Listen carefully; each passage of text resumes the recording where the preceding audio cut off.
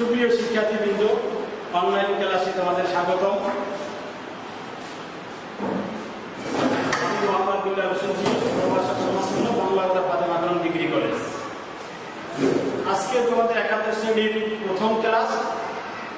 প্রথম ক্লাসে আমি তোমরা যে যেখানে আসো, বৈশ্বিক মহামারী করোনার মধ্যে সকলের সুস্বাস্থ্য কামনা করছি, সকলের নিরাপদ থেকে থাকবে এবারে আমার ক্লাস শুরু করছি। আজকের ক্লাসে আমি প্রথমে তোমাদেরকে বিষয় সম্পর্কে একটু পরিচিত করে দিব। তোমাদের আজকের বিষয় হচ্ছে সমাজকর্ম। বাংলাদেশ সরকারের নিয়ম অনুযায়ী, বিধিমালা অনুযায়ী সমাজকর্মের দুটি পত্র, একটি হল প্রথম পত্র, দ্বিতীয় হলো দ্বিতীয় পত্র। তো প্রথম বর্ষে তোমাদের সমাজকর্মের প্রথম পত্রের 5টি চ্যাপ্টার এবং দ্বিতীয় পত্রের 4টি চ্যাপ্টার, মোট 9টি চ্যাপ্টার পড়ানো হবে। এই 9টি চ্যাপ্টারের মধ্যে তোমাদের কোর্স সম্পূর্ণ করা হবে। তো শুরুতেই সমাজকর্মের বই সম্পর্কে তোমাদেরকে ধারণা দিচ্ছি। স্লাইডে দেখো 3টি পাবলিকেশনের 4টি বইয়ের কভার পেজ দেওয়া আছে। একটি হলো লেকচার পাবলিকেশন, একটি হলো অক্ষরপত্র প্রকাশনী ও কোরআন। এখান থেকে তোমরা প্রথম পত্র এবং দ্বিতীয় পত্র মিলে 2টি বই কিনবে। উভয় কোম্পানির বইগুলোই ভালো, মানসম্মত। তোমরা এগুলা কিনলে তোমাদের কোর্স ভালো শিখতে পারবে, জানতে পারবে। আজকের বিষয় সমাজকর্ম, শ্রেণী একাদশ, অধ্যায় প্রথম অধ্যায়, পত্র প্রথম। শুরুতেই কতগুলো ছবি দেখানো হয়েছে। আশা করি তোমরা এই ছবিগুলো দেখে পাঠ সম্পর্কে ধারণা লাভ করতে পারবে এবং ছবিগুলো দেখে তোমাদের ধারণার সাথে পাঠের সাথে মিলিয়ে নিতে পারবে। ছবিগুলো সম্পর্কে আমি একটু পূর্ব আইডিয়া দিচ্ছি। প্রথম ছবিটা যেখানে শাকসবজি দেখা গেছে, এখানে সামান্য সম্পত্তি, ব্যক্তির সামান্য সম্পদ ছিল আঙ্গিনায় তার যে নিজস্ব সম্পদটা, এই সম্পদটাকে সঠিকভাবে কাজে লাগিয়ে সে আজকে স্বাবলম্বী হচ্ছে। দ্বিতীয় ছবিটা হচ্ছে কারিগরি প্রশিক্ষণ। মানুষ মানব সম্পদে রূপান্তরিত হওয়ার জন্য তারা তাদের নিজেদের দক্ষতা যোগ্যতাকে খাটিয়ে কারিগরি প্রশিক্ষণ দিচ্ছে, যার বেশি হয়তো পরবর্তী প্রতিষ্ঠান লাভ করতে পারে। এর একটা ছবি আছে, পিছনে অনেকগুলো লোক, সামনে একজন লোক, সে নেতৃত্ব দিয়ে সবাইকে এগিয়ে দিচ্ছে। এর নিচের ছবিটা হচ্ছে তাও এক ব্যক্তি মাঝিদেরকে নেতৃত্ব দিয়ে সঠিক পথ নির্দেশনা দিয়ে এগিয়ে দিচ্ছে মাঝি মেলাদের। এরপরে একটা ছবি হচ্ছে, সেখানে বাবা মা ছেলে সন্তান নিয়ে তারা পারিবারিক সম্প্রীতির মাধ্যমে বসবাস করছে। নিচে একটি ছবি হচ্ছে, এই ছবিতে পারস্পরিক দাম্পত্য কলহের কারণে ছেলেটি সন্তানটি হতাশায় ভুগছে। এরপরে নিচে একটি ছবি দেখো, ছবিতে দেখা যাচ্ছে যে বাবার ছেলেদের মধ্যে কতটা সুসম্পর্ক বজায় আছে। এই যে তোমাদের ছবিগুলোর একটি বিবরণ। এরপরে স্লাইডে আমরা যাচ্ছি। আজকে আমাদের আলোচ্য বিষয় হচ্ছে সমাজকর্মের ধারণা, লক্ষ্য ও উদ্দেশ্য, concept, goal and objective of social work. আজকে আমরা পাঠ থেকে যে শিক্ষণ ফল পাবো বা আমরা যেটা লাভ করতে পারবো, সেটা হচ্ছে তোমরা সমাজকর্মের ধারণা ব্যাখ্যা করতে পারবে, সমাজকর্মের লক্ষ্য উদ্দেশ্য বর্ণনা করতে পারবে এবং সমাজকর্ম শিক্ষায় তোমরা আগ্রহী হবে। এই 3টি আমাদের আজকের পাঠের শিক্ষণ ফল। সমাজকর্মের ধারণা। সমাজকর্মের ধারণায় আমি প্রথমে তোমাদেরকে একটু পূর্ব আইডিয়া দিব। সমাজকর্ম ছিল দান সদ্গার মধ্যে সীমাবদ্ধ। মানব সৃষ্টির আদিলগ্ন থেকেই মানুষ একে অপরের সহযোগিতা, আদিম যুগ থেকে একে অপরের সহযোগিতা করা, একে অপরের বিপদে এগিয়ে আসা, এটা ধারাবাহিক নিয়মে চলে আসছে। কিন্তু 1750 সাল থেকে 1850 সালের মধ্যবর্তী 100 বছর যাবত এটি বিশ্বে শিল্প বিপ্লব ঘটে। তখন সাধারণ সমস্যার বাইরে এসে সমস্যাগুলো হয়ে উঠেছিল জটিল।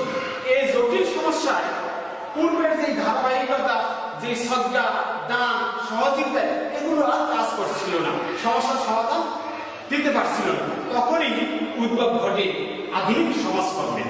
তখনই মানুষের প্রয়োজনীয় সমস্যা সমাধান করার ক্ষেত্রে আধুনিক সমাজকর্মের উদ্যোগ করে। তাই সমাজকর্ম দুটি ধাপে বিভক্ত, একটি হচ্ছে শিল্প বিপ্লব উত্তর, একটি হচ্ছে শিল্প বিপ্লব পূর্ব। শিল্প বিপ্লব আগের যেটা সেটা হচ্ছে সনাতন সমাজকর্ম, শিল্প বিপ্লব পরে যেটা সেটা হচ্ছে আধুনিক সমাজকর্ম। আমরা আজকে আধুনিক সমাজকর্ম সম্পর্কে ধারণা দিব। সমাজকর্মের একটি সংজ্ঞা, একটি সমাজকর্ম একটি সাহায্যকারী পেশা যা কতগুলো পদ্ধতির মাধ্যমে ব্যক্তি, দল বা সমষ্টির সমস্যা সমাধানে এমনভাবে সহায়তা করে যাতে তাদের সুপ্ত প্রতিভা, প্রত্যেকটা ব্যক্তি, প্রত্যেকটা মানুষের প্রতিভা থাকে। কেউ প্রতিভা জাগ্রত করে জীবন প্রতিষ্ঠিত করে, কেউ প্রতিভাকে জাগ্রত করতে পারে না। তো সমাজকর্মের কাজটা হচ্ছে এই ব্যক্তির সুপ্ত প্রতিভার বিকাশ সাধনের মাধ্যমে নিজস্ব যে সম্পদ আছে, নিজস্ব সম্পদের সঠিক ব্যবহারের মাধ্যমে, আমরা পূর্বের চিত্রে দেখে গেছি যে ব্যক্তি তার নিজস্ব আইনবিনা সম্পত্তিকে সৎ ব্যবহার করে সে স্বাবলম্বী হয়েছে। তাই নিজস্ব সম্পদের সৎ ব্যবহার করে নিজেদের সমস্যা সমাধানের সম্ভব হবে এবং আত্মনির্ভরশীল হবে, অপরের মুক্ত হতে হবে। এই হচ্ছে সমাজকর্মের ধারণা, সংজ্ঞা। সমাজকর্মের অভিধানের ব্যাখ্যা অনুযায়ী একটি প্রামাণ্য সংজ্ঞা আছে। দেখো, সমাজকর্ম একটি ব্যবহারিক বিজ্ঞান যা মানুষকে গণসমাজের ভূমিকা পালন ক্ষমতা একটি কার্যকর পর্যায়ে উপনীত হতে সাহায্য করে এবং মানুষের কল্যাণকে শক্তিশালীকরণে কার্যকর সামাজিক পরিবর্তন আনার বিষয়। প্রিয় বন্ধুরা, প্রিয় শিক্ষার্থীরা, এখানে দুটি কথা বলছে। একটি হচ্ছে সামাজিক ভূমিকা পালন ক্ষমতা। সামাজিক যে ভূমিকা, প্রত্যেকটা মানুষ তার অবস্থানের উপর সামাজিক ভূমিকা আছে, এই ভূমিকাগুলো পালন ক্ষমতা একটি কার্যকর সাহায্য প্রদান করে। দ্বিতীয়ত হচ্ছে সামাজিক পরিবর্তন আনয়ন করে, একটি শক্তিশালী গঠনমূলক সুপরিকল্পিত একটি সামাজিক পরিবর্তন আনয়নে সহায়তা করে। এরপর যে আমরা সমাজকর্মের লক্ষ্য উদ্দেশ্য সম্পর্কে ধারণা নিব। প্রিয় শিক্ষার্থীরা, তোমরা স্লাইডের দিকে লক্ষ্য করো। স্লাইডে আছে একটি বেসিক কথা হচ্ছে যে মানুষ ও তার পরিবেশের মধ্যকার পারস্পরিক সম্পর্ক হচ্ছে সমাজকর্মের লক্ষ্য উদ্দেশ্য ভূমিকা। মানুষ এবং পরিবেশের মধ্যকার যে সম্পর্কটা, এই দুটা বিষয়, মানুষ ও তার পরিবেশের মধ্যকার পারস্পরিক সম্পর্কটাই হচ্ছে সমাজকর্মের মূল ভিত্তি। আমরা সমাজকর্মের কিছু সুনির্দিষ্ট লক্ষ্য উদ্দেশ্য দেখব। সুনির্দিষ্ট নির্দিষ্ট কিছু লক্ষ্য, এর মধ্যে আছে সম্পদের সৎ ব্যবহার, সামাজিক ভূমিকা পালনে সহায়তা করা, দায়িত্ব, কর্তব্য, অধিকার সম্পর্কে সচেতন করা, সমাজের পরিকল্পিত গঠনমূলক পরিবর্তন আনয়ন করা, নেতৃত্বের বিকাশ, মানব সম্পদ উন্নয়ন, মানুষের পারস্পরিক সম্পর্কের উন্নয়ন। তোমরা স্লাইডের যে চিত্র দেখছো, ওখানে দেখছো যে সবজি চাষ করে সে স্বাবলম্বী, সেখানে সম্পদের সৎ ব্যবহার করেছে, সামাজিক ভূমিকা পালনে সহায়তা, দায়িত্ব, কর্তব্য, অধিকার সচেতন করা, এবং স্লাইডে একটা বিষয় দেখছো যে নেতৃত্বের বিকাশের একটি চিত্র দেখছো। সেখানে তার সঠিক নেতৃত্ব থাকার কারণে মাধ্যমে তাদেরকে সঠিক গন্তব্যে নিয়ে যেতে পারছে।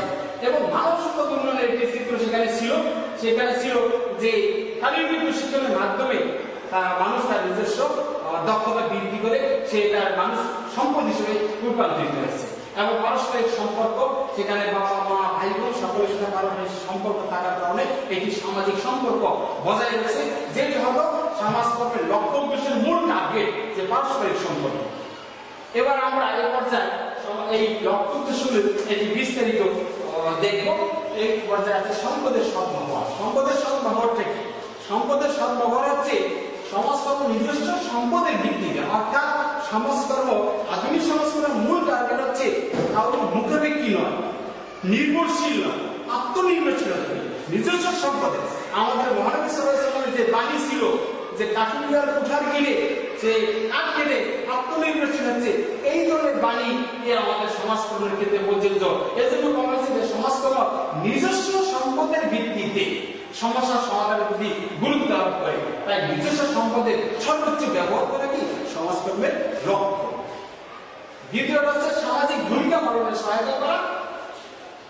প্রত্যেকটা ব্যক্তি সামাজিক পর্যায়ে কতটা ভূমিকা আছে, একজন যদি ভূমিকা পালন না করে তাহলে আরেকজন তার অধিকার থেকে বঞ্চিত হয়। এজন্য সমাজকর্ম সামাজিক ভূমিকা পালনের ক্ষেত্রে সমাজের প্রতিটি মানুষের দায়িত্ব, কর্তব্য সৃষ্টি করে পালন করার ক্ষেত্রে ভূমিকা রাখে, কারণ সুষ্ঠুভাবে দায়িত্ব কর্তব্য পালন না করলে দেখা যায় সমাজের ভারসাম্যহীনতা, এরকম পরিস্থিতিতে সমাজ ব্যক্তি সামাজিক ভূমিকা পালনে সহায়তা।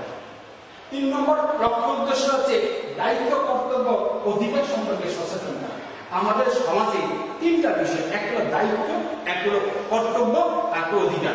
দায়িত্ব আমরা পালন করবো, কর্তব্য আমরা পালন করবো এবং আমাদের অধিকার আমরা আদায় করে নেব এবং আমাদের অধিকার আমরা ভোগ করব। সেক্ষেত্রে দায়িত্ব কর্তব্য অধিকার সম্পর্কে সচেতনতা সৃষ্টির মাধ্যমে প্রতিটি মানুষ যেন তার অধিকার সম্পর্কে সজাগ থাকে এবং পরিবার, সমাজ ও রাষ্ট্রের প্রতি তার ভূমিকা কি হওয়া উচিত সে সম্পর্কে করণীয় কর্তব্য নির্ধারণ করতে পারে। এই ক্ষেত্রে সমাজকর্ম জনগোষ্ঠীকে, সমাজের মানুষকে সচেতন করে। এরপর আছে 4 নম্বরে সমাজের পরিকল্পিত গঠনগত পরিবর্তন আনা। যুগে যুগে সমাজে বিভিন্নভাবে পরিবর্তন ঘটে। এই পরিবর্তনের সাথে যখন মানুষ খাপ খাইয়ে চলতে না পারে তখনই সমাজে দেখা যায় সমাজে বিশৃঙ্খলা, সামাজিক সমস্যা। তাই পরিবর্তনটা যদি হয় কাঙ্ক্ষিত, পরিবর্তনটা যদি হয় বাঞ্ছিত, মঙ্গলজনক, তখনই সমাজে বিশৃঙ্খলা দেখা দেবে না, সমাজের সামাজিক সমস্যার উদ্ভব ঘটবে না। আর সামাজিক পরিবর্তন, অনাকাঙ্ক্ষিত পরিবর্তনের কারণে সামাজিক বিশৃঙ্খলা এবং সামাজিক সমস্যার মূল দায়। এখানে বলা হচ্ছে যে সমাজ হতে নানা অবাঞ্ছিত সমস্যা দূর করে কাঙ্ক্ষিত পরিবর্তনের ক্ষেত্র প্রস্তুত করতে সমাজকর্ম গুরুত্বপূর্ণ ভূমিকা পালন করে, যাতে পরিবর্তনটা গঠনমূলক হয়, যাতে পরিবর্তনটা বাঞ্ছিত পরিবর্তন। 5 নম্বর আছে নেতৃত্বের বিকাশ। সমাজকর্ম নেতৃত্ব সৃষ্টির মাধ্যমে জনগণকে সকল কর্মকাণ্ডে অংশগ্রহণ, মানব সম্পদ উন্নয়নের লক্ষ্যে ব্যক্তি সুস্থ প্রতিবাদ বিকাশ সাধন করার লক্ষ্যে কাজ করে। অর্থাৎ নেতৃত্ব আছে কিন্তু নেতৃত্বের বিকাশ করতে পারতেছে না, তার মানসিকতা আছে কিন্তু ক্ষেত্র পাচ্ছে না। সমাজকর্ম ক্ষেত্রে কি করছে যে নেতৃত্বের বিকাশ গঠন করে, নেতৃত্বের সৃষ্টির মাধ্যমে মানব সম্পদ উন্নয়ন করে ব্যক্তির সুস্থ প্রতিবাদ বিকাশ সাধন। 6 নম্বর হচ্ছে মানুষের পারস্পরিক সম্পর্কের উন্নয়ন। আজকে সমাজে আমরা যে দেখছি সমাজে বিশৃঙ্খলা হচ্ছে, এই বিশৃঙ্খলার মূল দায়ী হচ্ছে মানুষের পারস্পরিক সম্পর্কের অবনতি। কারণ শিল্প বিপ্লবের পর আধুনিক সমাজকর্মের উদ্ভব হওয়ার ফলে যেমন সমস্যা সমাধান পদ্ধতি আধুনিক হচ্ছে, পাশাপাশি সমস্যাগুলো জটিল হচ্ছে। এই সমস্যা জটিল হওয়ার কারণে মানুষের পারস্পরিক সম্পর্ক দিন দিন পারস্পরিক সম্পর্কের অবনতি ঘটছে। এই সম্পদের অবনতি, এই সম্পদের অবনতির কারণে সমস্যাগুলো দিন দিন বৃদ্ধি পাচ্ছে। তাই সম্পর্কের সুসম্পর্ক বজায় রাখার জন্য, সুসম্পর্ক ধরে রাখার জন্য, সামাজিক ঐক্য ও সংহতি স্থায়ী করার জন্য, যাতে সংহতি ঐক্য নষ্ট না হয়, এর জন্য সমস্ত মানুষের পারস্পরিক উন্নয়নে সহায়তা করছে। এই পর্যায়ে আমরা দেখবো তোমাদের যে পাঠটা আলোচনা হচ্ছে, তোমরা তোমাদের বইগুলো কিনে যদি তোমরা বইটা স্টাডি করো, তাইলে আমার মনে হয় যে তোমাদের এই পাঠ সম্পর্কে তেমন কোনো সমস্যা থাকবে না। বন্ধুরা, তোমরা আশা করি উপরের বইগুলো দেখে যেগুলো একটি বই কিনবে, বই কিনে তোমরা তোমাদের আজকের পাঠ সম্পর্কে আরো অধ্যয়ন করবে এবং স্লাইডগুলো একের পর এক স্লাইডগুলো দেখার জন্য তোমাদের অনুরোধ করছি। এর পর্যায়ে আমি একটি প্রশ্ন দিয়েছি, সৃজনশীল আকারের প্রশ্ন। তা হচ্ছে তাসমিয়া এসএসসি পরীক্ষা শেষে ভর্তির জন্য অবতীর্ণ হয় এমন একটি বিষয় উচ্চ শিক্ষা গ্রহণের সুযোগ পেয়েছে যেটির জন্ম হয়েছে আধুনিক জটিল শিল্প সমাজের বহুমুখী সমস্যাগুলো সার্থকভাবে মোকাবিলা করার জন্য। বাস্তবতা এবং যুগের সাথে তাল মেলানোর জন্য বিষয়টির কতগুলো সুনির্দিষ্ট নিজস্ব পদ্ধতি, নীতিমালা এবং মূল্যবোধ গড়ে উঠেছে। প্রশ্ন হচ্ছে সমাজকর্ম কোন ধরনের বিজ্ঞান? দ্বিতীয় প্রশ্ন হচ্ছে সমাজকর্ম কি, অর্থাৎ সমাজকর্মের ধারণা, সমাজকর্ম কাকে বলে বা সমাজকর্মের সংজ্ঞা।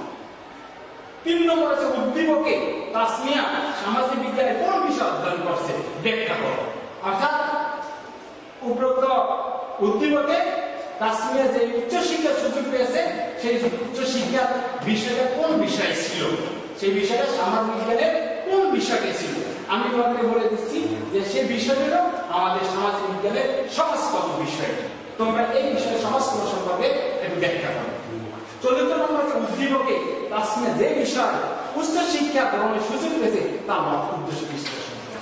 আশা করি বন্ধুরা তোমরা তোমাদের যে লক্ষ্য উদ্দেশ্যগুলো আমি দিয়েছি ছিল এই লক্ষ্য উদ্দেশ্যগুলো যদি তোমরা শুরুর সময় দেখো বই অধ্যয়ন করো তাহলে তোমরা এই 14 নম্বরের প্রশ্ন উত্তর দিতে হবে, সেখানে উদ্দেশ্যগুলো বিশ্লেষণ করতে পারবে। সবাইকে এই করোনাকালীন সময় সবাইকে সকল শিক্ষার্থী বন্ধুরা তোমাদেরকে ধন্যবাদ জানাচ্ছি এবং স্লাইডটা দেখে বুঝে যদি কোনো সমস্যা থাকে তাহলে তোমরা আমাদের কমেন্ট বক্সে কোনো